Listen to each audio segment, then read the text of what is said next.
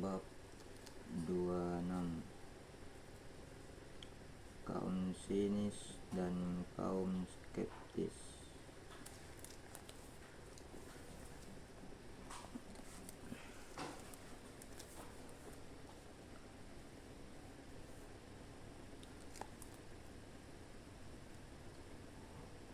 Hubungan antara orang-orang yang terkemuka dalam bidang intelektual dengan masyarakat sesamanya sangat berbeda-beda di berbagai masa yang berbeda.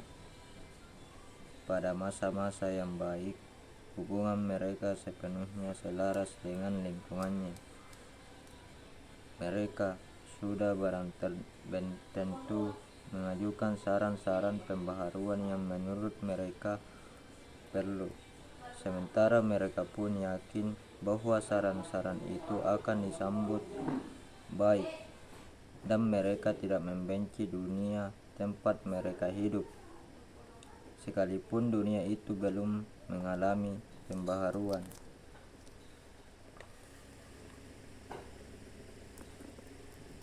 Pada masa-masa lain mereka bersikap revolusioner, di mana mereka beranggapan bahwa perlu dilakukan perubahan secara radikal, seraya mengharapkan bahwa perubahan itu yang sebagian didorong oleh anjuran mereka akan berlangsung dalam tempo secepatnya.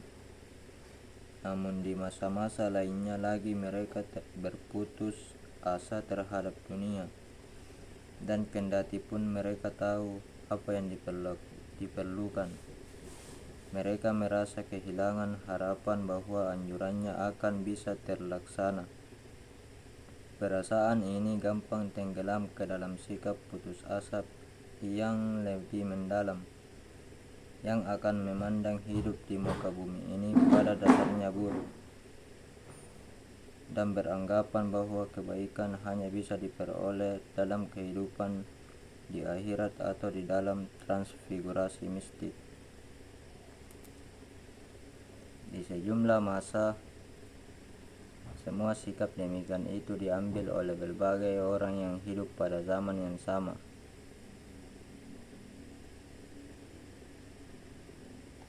Bisa diperhatikan umpamanya pada awal abad ke-19, Goethe adalah seorang periang, Bentham seorang pembaharu, Shelley seorang revolusioner, dan Leopardi adalah seorang pesimis.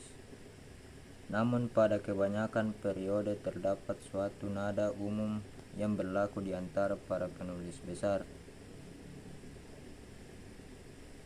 Di Inggris, nada itu berwatak riang dalam zaman kekuasaan Elizabeth, dan pada abad ke-18 di Prancis, nada itu menjadi revolusioner di sekitar tahun 1750 di Jerman, menjadi berwatak nasionalistis sejak tahun 1813. Dalam periode dominasi eklesiastik sejak abad ke-5 hingga abad ke-15, berlangsung konflik tertentu antara apa yang diyakini secara teoretis dan apa yang sesungguhnya dirasakan. Secara teoretis, dunia ini ibarat lembah air mata, suatu persiapan di tengah penderitaan bagi suatu dunia yang akan datang. Namun pada praktiknya, para penulis buku yang nyaris semuanya adalah kalangan rohaniwan tak bisa mengingkari rasa gembiranya betapa kekuasaan berada di tangan gereja. Mereka memperoleh kesempatan untuk melakukan banyak aktivitas tertentu yang mereka percaya ada faedahnya. Dengan demikian mereka memiliki mentalitas kelas penguasa, bukan mentalitas orang-orang yang merasakan dirinya terbuang ke dunia asing. Ini adalah bagian dari dualisme yang menarik yang berlaku di sepanjang abad pertengahan, yang disebabkan oleh fakta bahwa gereja, meskipun bersendikan pada keyakinan tentang akhirat, merupakan lembaga terpenting dalam kehidupan sehari-hari. Persiapan psikologis bagi sifat ukhrawi agama Kristen ini berawal dari periode Helenistis dan ada kaitannya dengan menyusutnya peranan negara kota sampai kepada Aristoteles. Para filsuf Yunani, meskipun mereka mungkin mengeluhkan masalah ini atau itu, pada dasarnya mereka tak memiliki pandangan dunia yang berputus asa dan tak pula mereka merasakan dirinya tidak berdaya secara politik. Kadangkala bisa jadi mereka termasuk anggota suatu kelompok yang kalah, akan tetapi kalaupun memang demikian, kekalahan mereka disebabkan oleh kemungkinan di dalam konflik dan bukan karena kelemahan yang tak terhindarkan pada para cendekiawan itu.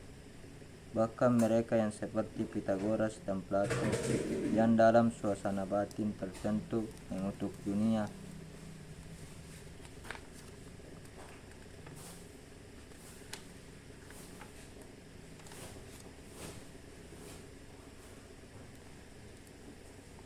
indrawi dan mencari jalan keluar lewat mistisisme pun memiliki rencana-rencana praktis untuk menggiring kelas penguasa menjadi para santo dan kaum cerdik cendekia.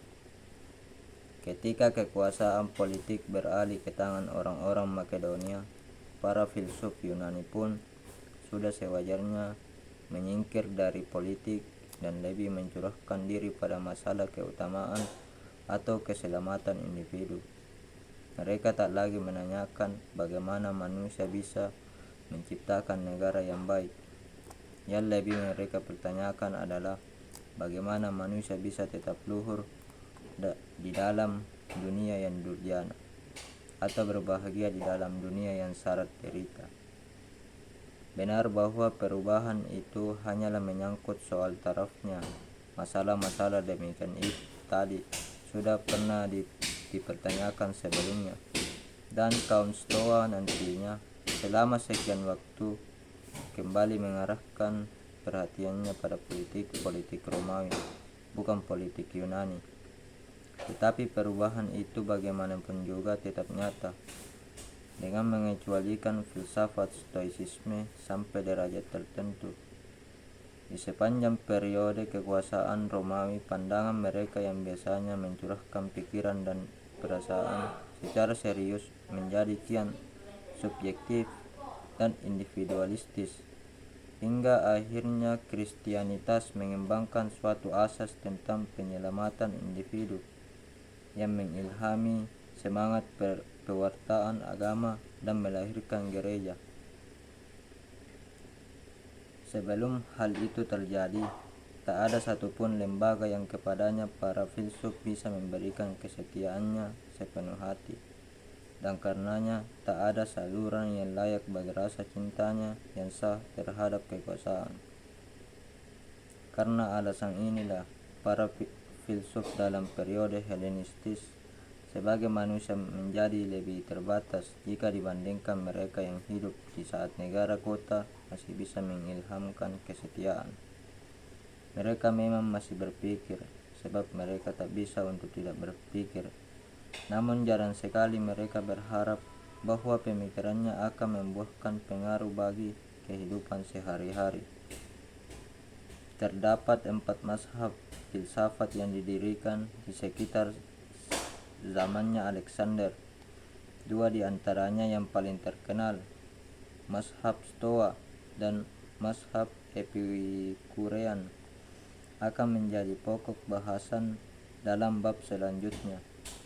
Dalam bab sekarang ini kita akan memusatkan perhatian pada mazhab sinis dan mazhab skeptis. Melalui upaya pendiriannya, Diogenes mazhab yang pertama dari keempat mazhab di atas mengambil sumbernya dari Antisthenes, seorang murid Sokrates yang umurnya kira-kira 20 tahun lebih tua daripada Plato. Antisthenes adalah tokoh yang terkemuka dan dalam beberapa hal agak menyerupai Tolstoy. Sampai sesudah kematian Sokrates, ia hidup di kalangan bangsawan sesama murid Sokrates dan tidak menunjukkan tanda-tanda kekolotan sikap. Namun sesuatu hal, entah kekalahan Athena atau kematian Sokrates, atau karena sudah muak dengan pembantahan filsafat yang berlarut-larut, lantas menyebabkan dirinya sesudah umurnya tak bisa dikatakan muda, memandang rendah segala sesuatu yang sebelumnya ia hargai. Ia tak menghendaki apapun kecuali kebaikan yang sederhana. Ia menggabungkan diri dengan para pekerja kasar dan berpakaian sebagaimana salah seorang dari mereka. Ia memberikan khotbah di tempat terbuka dengan gaya tertentu sehingga mereka yang tidak terpelajar bisa memahami. Segala filsafat yang serba muluk ia anggap tak ada gunanya. Apa yang bisa diketahui haruslah bisa diketahui.